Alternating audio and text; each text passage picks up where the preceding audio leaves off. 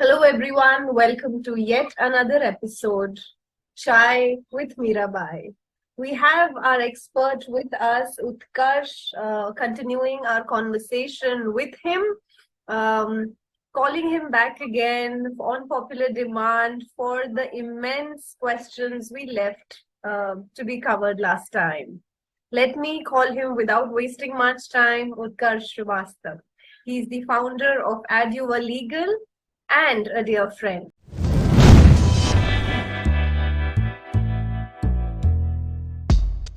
एक चीज बताइए उत्कर्ष, क्या ये बाय डिफॉल्ट माना जाए, जो कि माना जाता है कि कस्टडी हमेशा माँ को ही मिलती है बच्चे की? क्या ये ऐसे जनरल स्टेटमेंट सही होगा कहना?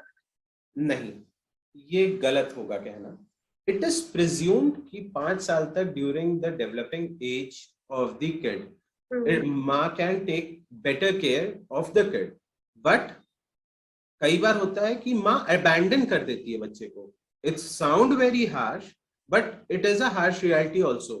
माँ अपने ही बच्चे को अबैंडन कर देती है, तब वो बच्चे का क्या होगा? Then the custody automatically goes to the father who is willing, who is loving towards his kid, तो उसको कस्टडी मिल जाती है। And how do we decide here, Utkarsh, कि the parent is more eligible, effective, a parent as compared as to the partner? You know, which of the two partners is more capable of taking care of the child? ये decide कैसे किया जाता है? देखिए, बहुत बड़ा scope है ये बात करने के लिए। ठीक है, इसमें हर दोनों पार्टीज को अपने पॉइंट्स प्रूव करने होते हैं। सपोज हस्बैंड है, ठीक है, इट इज प्रिज्यूम कि वो कमा रहा है तो वो ख्याल नहीं रख पाएगा, but what if he is working from home, so he can manage both the things simultaneously. And what if the wife is working on site and the baby's custody is to him, so she can also not take care that well. जो एक person जो उसके साथ है वो रख लेगा। ठीक है, साथ साथ आता है अबाउट द फाइनेंशियल्स, कि भाई किसके फाइनेंशियल्स बेटर है, जो कर लेगा। अगर मान लीजिए ये चीज म्यूचुअली डिसाइड हो रही है, तो अभी हम लोग यहाँ पे पूरा म्यूचुअल की बात कर रहे हैं। We are not talking about contested, क्योंकि कंटेस्टेड में you have to talk about all the factors, कि भाई पैसा नहीं है तो पैसा हस्बैंड दे, अगर हस्बैंड के पास बच्चा है तो पैसा माँ दे, so that it can be levelled. तो अब ये चीज आ रही है, तो ये नहीं कह सकते कि भाई सिर्फ कस्टडी माँ को ही देना सही है। यहाँ पर एक एटीट्यूड और एक मेंटल हेल्थ का भी आ जाता है मुद्दा, कि हु इज मोर केपेबल। अगर मेंटली आप स्टेबल हैं, आपका एटीट्यूड अगर अच्छा है, बिहेवियर अच्छा है, so you have more chances of keeping the child compared to a partner who's very aggressive and hot-headed and definitely। अब अगर like father है, ठीक है, he has done domestic violence to the mother already, which is pending before the court, and the mother goes before the court for the custody of the kid and says that the person is hot-headed, that the person is out of control when he is in anger. The court will consider the fact that ये हो चुका है पहले, तो अभी माँ थी, she is a grown up lady, उसने किसी भी तरह झेला, बट बच्चे के लिए that thing would be much more traumatic और मच मोर एग्रेसिव, कि भाई ऐसा कुछ उसको फेस कर जाना पड़े। और ये किसी भी पेरेंट्स के तरफ से हो सकता है। It can be applicable to a woman also. She could be equally hot-headed, right? Recently there were videos circulating, and I think it was from Bangalore only, where a mother was slapping his daughter, like infant kid. I don't know what was it, like a daughter or a son, and she was slapping and दसियों झापड़ मारे बच्चे को। And we were like, देख के it was all over the social media कि ऐसा कैसे कर सकता है कोई, and especially एक माँ। So ये है, तो here the judge is the best person to decide after evaluating the facts and all, कि बच्चे की कस्टडी किसके पास है। और उसके लिए प्रूफ्स भी मांगे जाते हैं कोर्ट में। हाँ, प्रूफ आपको मैंने बताया ना, जैसे अभी प्रूफ क्या किया कि फादर इज हॉट हेडेड, तो ये आपने कैसे प्रूफ किया कि भाई वो एग्रेसिव है, वो उन्होंने पहले भी हरकत कर रखी है। These are the proofs. Financial position क्या है, you provide your salary slips and all. आपका नेचर ऑफ वर्क क्या है, you are working from home, you are going out, वो आप प्रूव करते हैं कोर्ट के सामने। अब पेरेंट्स की बात आ जाती है, like suppose if the in laws are residing with that person, आपके साथ आपके माँ बाप, उनके साथ उनके माँ बाप, तो अब देखा जाएगा how active these people are to take care of the kid in the absence of the parties. तो ये सारे इस तरीके से करके the support system also contributes correct to that correct correct decision. कि ये Okay. सारे इस चीजों को इवेलुएट करके then the court grants the Right, custody. right. एक और मुद्दा आपने टच किया था यहाँ पर कि बच्चे का खर्चा कैसे, who will manage the child's expenses. If so what is the confusion here? If ठीक है, अगर the person who's keeping the child is eligible to get the child's expenses, this again is a misconception कि अगर माँ काम कर रही है या जो partner, even father for that matter, जो भी पेरेंट रख रहा है बच्चे को, अगर वो कमा रहा है तो फिर that person is not eligible for a child support और फॉर एन एलिमनी। ये इसके ऊपर थोड़ा शेयर करिए। जैसा आपने कह के शुरू किया कि एक मिसकंसेप्शन ही है, ठीक है। पहले बात करते हैं म्यूचुअल की। राइट। म्यूचुअल में क्या है कि भाई वी आर अग्रीइंग, चलो सेपरेट होते हैं and let's sort out the things and all. Custody हमने डिसाइड कर ली। अब भाई कस्टडी डिसाइड करी, suppose the kid is school going as a for now. अब उसके खर्चे जोड़ना शुरू करो, educational expense, medical expense, co curricular activities, ठीक है, उसकी मतलब क्या बोलते हैं, उस किड का मेंटेनेंस, जैसे नए कपड़े, एसेसरीज एंड ऑल, ठीक है।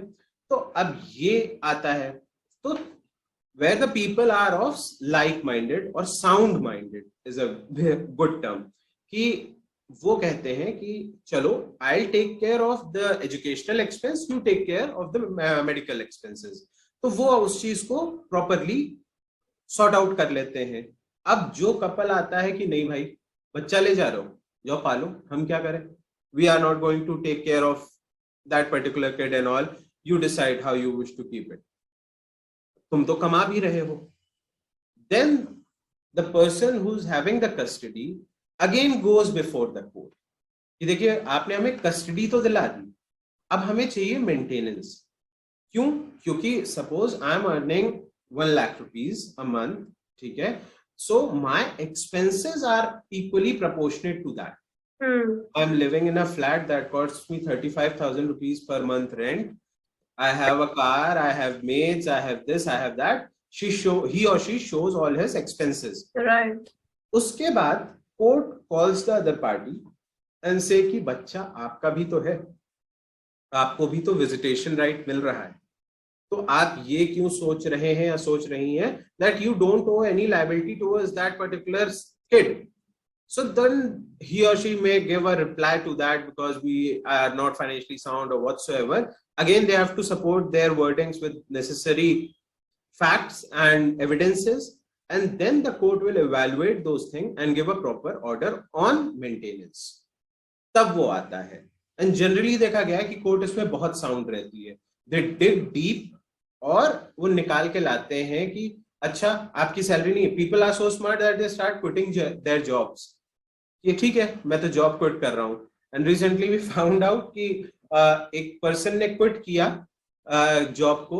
हम लोग शॉक हो गए कि भाई okay now this thing is going out of our control, कि he is an unemployed person. So one of our junior suggested, sir ask for his GPay track record, Google Pay track record, and there we saw he is doing freelancing work now, he is working on commission basis.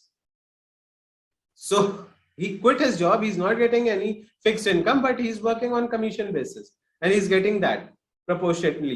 So he says Very that nice. So he was trying to play smart, but eventually the court ordered him a hefty maintenance amount after this act. Very nice. एक चीज और आपने mention करी यहाँ पे उत्कर्ष, visitation rights. हम इसके ऊपर 2 मिनट बात करेंगे।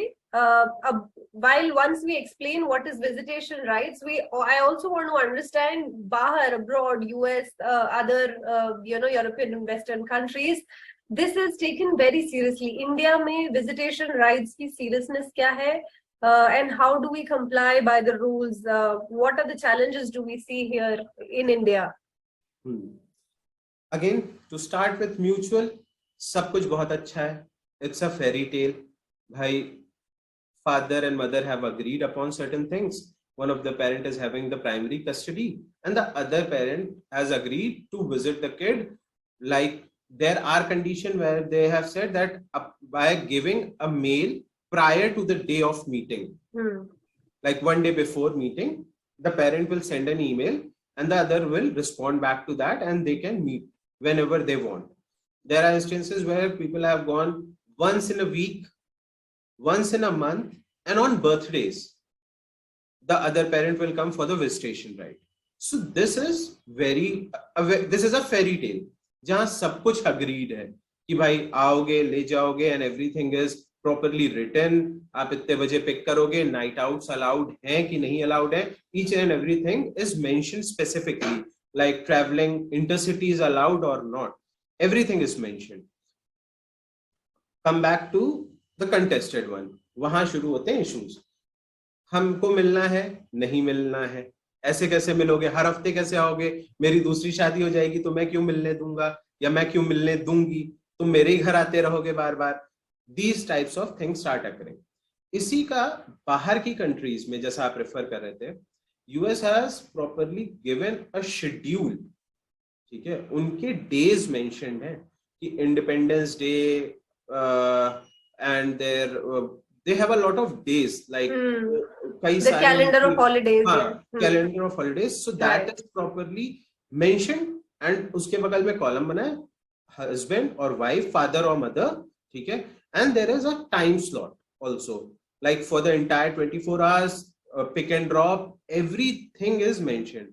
अगर वो यहाँ पे आ जाए तो again it will also simplify the entire thing. जो यहाँ पे नहीं है, लोग म्यूचुअल डिवोर्स में ये यूज कर रहे हैं, they provide it as a marital settlement agreement. So here in India जो हम यूएस में देख के आ रहे हैं कि भाई they have a proper schedule, proper specified things about the custody and the visitation right. Here in India वो म्यूचुअल डिवोर्स में बहुत अच्छे से फॉलो होती है. We make it a part of that marital settlement agreement that the spouses have agreed to enter into, और वो हमारा चल जाता है. बट अगेन जहां ये कंटेस्टेड हुआ, जहां ये अगली हुआ, वहां आप समझा नहीं सकते हो. Thank you so much for watching. Please like, subscribe and smash the bell icon so that you are notified when our next video is out. So keep smiling. Signing out here, Punita Lakhani, Modern Mirabai. See you in the next video.